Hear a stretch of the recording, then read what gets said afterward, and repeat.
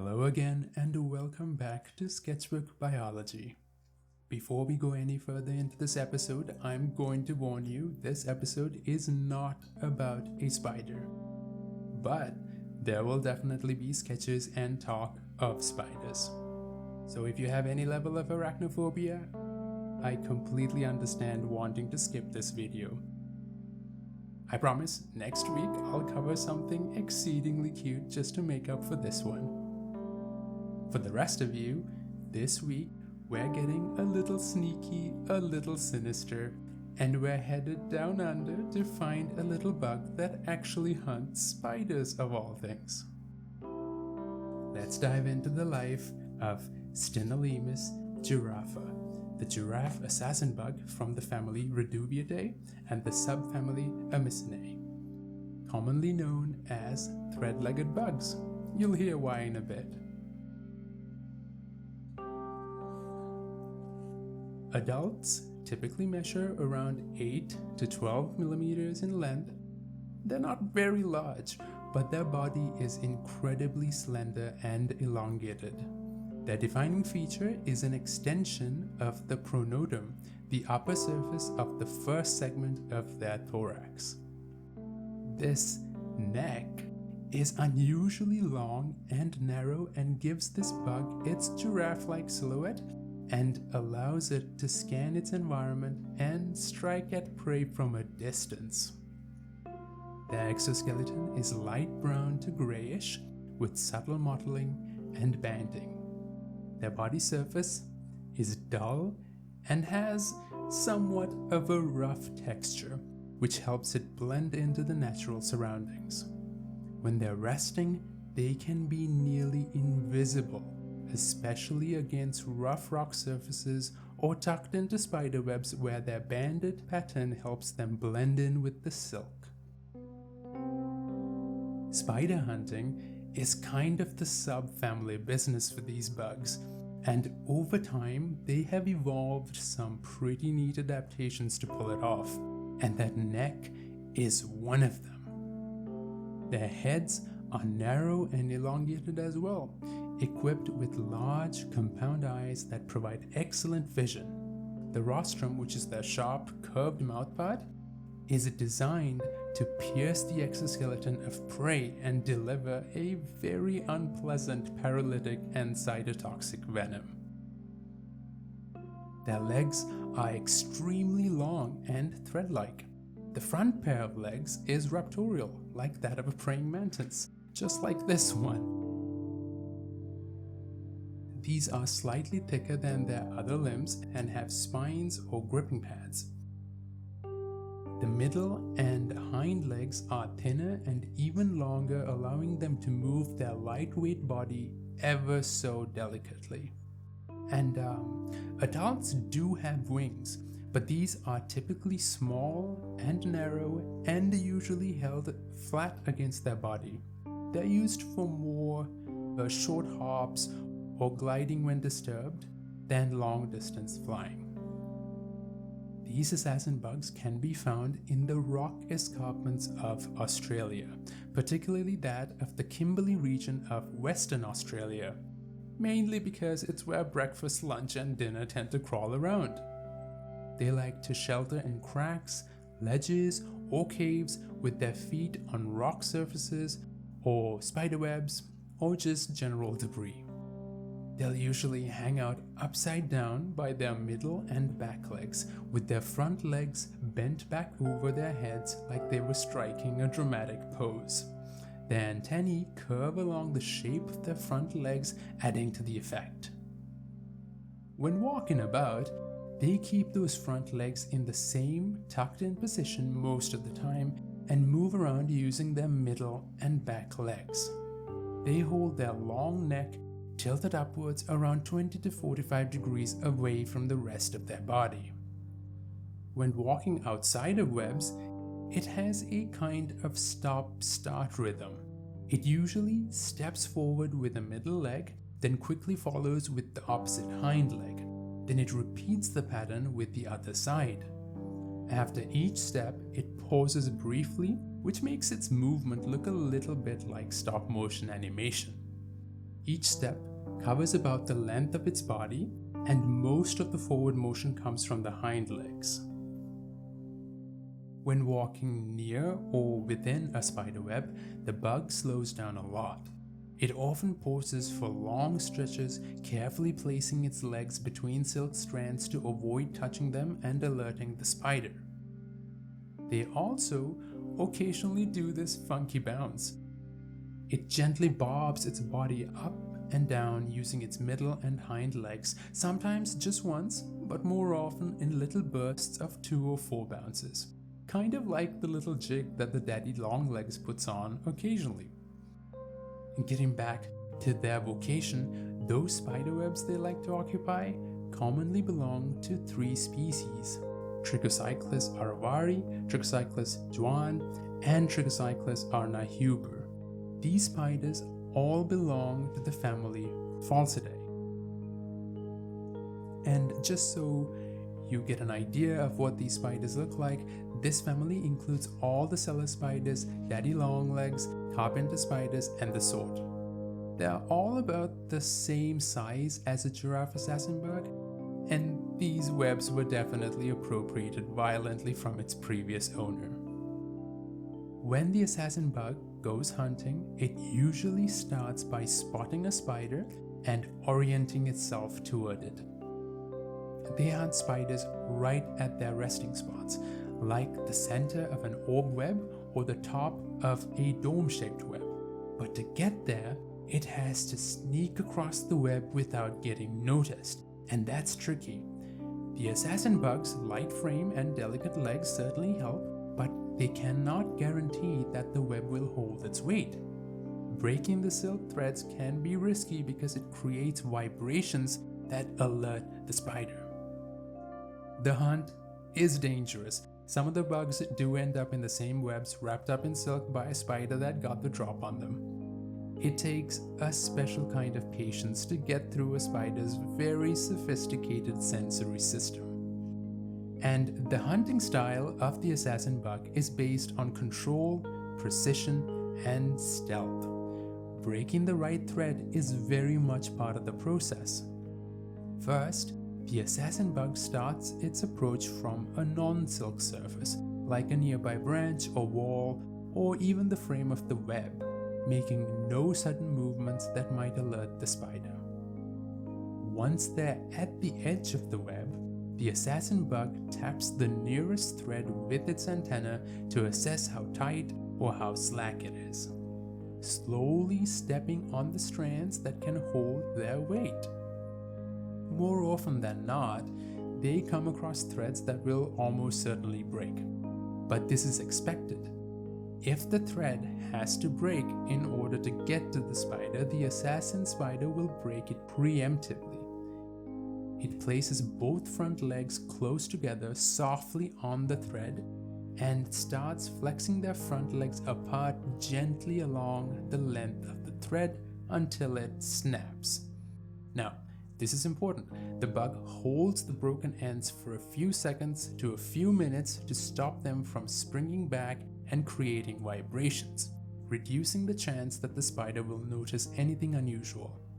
It'll then continue towards the spider, slow and deliberate. Oh, and if there's wind or some background disturbance on the web surface, this clever bug will use that as camouflage, timing its actions so any tiny vibrations it creates get masked by natural background movement. The assassin bug often closes in on the spider from an unexpected angle, usually from beneath or behind the spider. When they get in range, they'll gently tap the spider with its antenna, slowly extend its middle and hind legs, bringing its own body closer while continuing to tap. And there's a neat reason for all that tapping, maybe even multiple reasons. Experiments conducted by scientists have shown that spiders subjected to tapping by the assassin bugs became noticeably less aggressive. In this context, Less aggressive means that the spiders didn't attack as much, didn't face the disturbance as often, and were more likely to just ignore it altogether. These scientists believe that this calming effect probably isn't just because the spider gets tired of reacting or is simply overstimulated. Instead, the tapping might be making the spider tune it out, like it's getting used to harmless signals, or it could just be distracting in some way, maybe triggering different senses than the spiders normally use to notice prey in their webs. And of course, pacifying the spider like this is likely super useful to the assassin bug trying to get close enough for that final ceremonious lunge at the spider. Tapping might also be a way for the bug to gather information, figuring out how big the spider is, where exactly it's sitting, or whether it's moving about, or whether it's even paying attention. So, turns out this behavior isn't even unique to Stenolemus. Similar tapping has been observed in other assassin bugs, spitting spiders, jumping spiders, and even predatory wasps. Scientists think that this might be some ancient built-in response that many arthropods share, one that helps them stay cool in risky social situations perhaps, like spider siblings trying not to eat each other or male spiders hoping they don't get eaten during mating. The tapping might just feel familiar and safe to a spider, like a signal it's wired to ignore. Either way, it's a clever trick for dealing with prey that can bite back. Now, when the assassin bug tippy-tappies his way very close to the spider, it carefully stretches its forelegs toward the target. And then, in less than a third of a second, it launches forward, driving its body with rapid extension of its middle and hind legs. At the same moment, it seizes the spider with its forelegs and thrusts its rostrum into the spider's body, injecting its venom. The spider thrashes briefly for a few seconds before going completely still. The hunt is complete. And the assassin bug will then proceed to drink the spider's freshly liquefied insides like an 8-legged Capri Sun.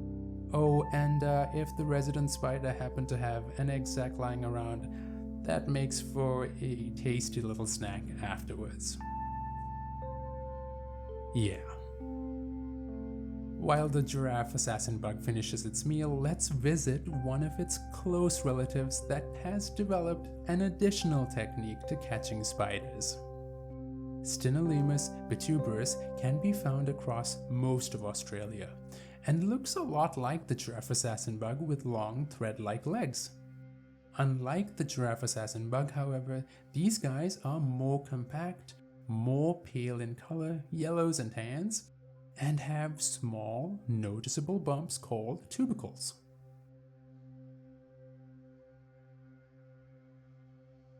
The overall body plan is still built for stealth, with minimal protrusions and a relatively short neck or prothorax.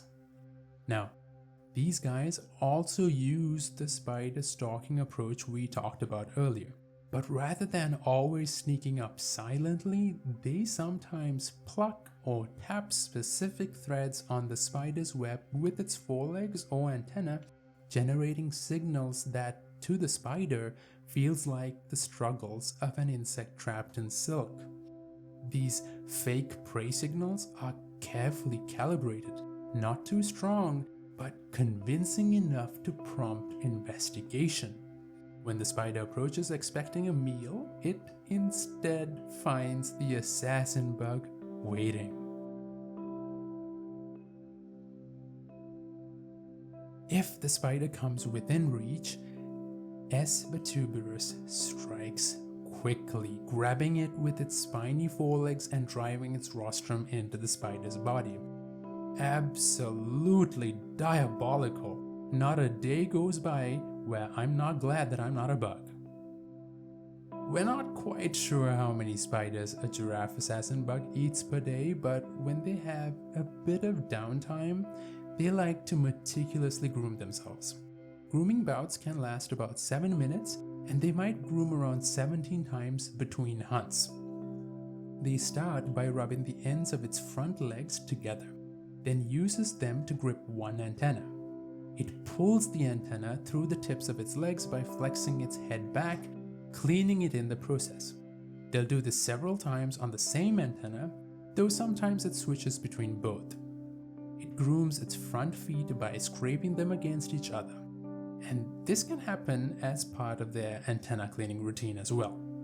Occasionally, it even cleans its middle or hind legs by grabbing its front legs, by using its front legs to grab the legs that need cleaning, and then using its rostrum to scrape and probe the feet.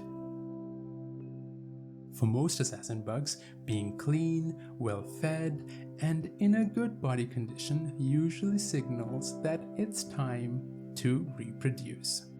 As of now, there is very little information on the reproductive behavior of the giraffe assassin bug, especially pre-copulatory behavior, so let's go back to Stenolemus bituberus for some insight. In this species, the male climbs on top of the female and curves his abdomen a bit to one side during copulation. And copulation has been observed to last more than 6 hours, during which both bugs show very little movement, probably just concentrating really hard on the adigus and spermatheca. Like in most insects, once mating is over, the female has very little use for the male and he hops off and gets on his way. So, interestingly, the female doesn't need to fertilize her eggs immediately. She can store the sperm for days, weeks, or even longer, using it gradually to fertilize eggs as she lays them. This gives her the flexibility to lay fertilized eggs even if she doesn't encounter another male for a while. Giraffe assassin bugs lay their eggs right onto the spider webs, hanging them from the web using the egg's own thread-like projections. These eggs hatch into nymphs and resemble smaller wingless adults. They're already equipped with the long legs and slender bodies typical of the species. They grow through a process called hemimetabulous development, meaning they don't go through a complete metamorphosis like butterflies or beetles. Instead, they hatch as miniature, wingless versions of the adults and go through several molts before reaching maturity. The nymphs pass through 5 instars or molting stages, each time shedding their exoskeleton to grow larger. As they develop, their behavior becomes increasingly similar to that of adults. Pretty soon, they'll be navigating webs, stalking spiders, tapping their heads, chomping down and slurping up the juice. And that is where we will leave this spider hunting nightmare. Long live the giraffe assassin bug, I think. A special thank you to every scientist and grad student that accidentally ran headfirst into a spiderweb or spent Thanksgiving in the lab to produce and share their assassin bug research. And thank you for listening and being so chill. If today is your birthday, I wish you the happiest birthday. And if you're running into some bad luck, I wish you quick feet to run through it. But if you're just having a snack, just a little sweet treat, something that your dentist does not know about, please like and subscribe. I'll be back next week. Peace.